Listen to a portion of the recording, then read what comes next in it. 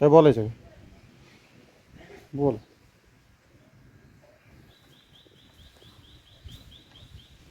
गौण खनिज चोरी संदर्भात मी आज तिसरा दिवस आहे माझा आमरण उपोषणाचा.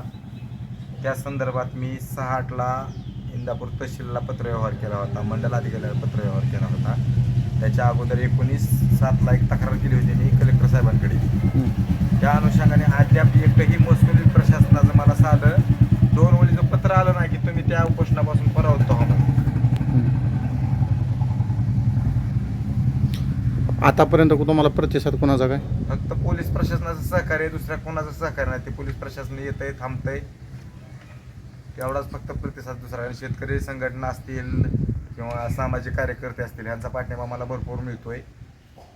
किती तारखेला बसतो आपण? मी 14 तारखेला बसतोय. बरं, तिसरा दिवस आहे का? आज तिसरा दिवस आहे. आता डॉक्टर लोक वैद्यकीय चेक करून गेलेत. बरं.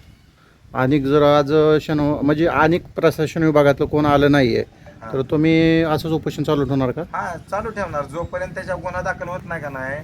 17 जुलैच्या शासन निर्णयाप्रमाणे गुन्हा दाखल करावा.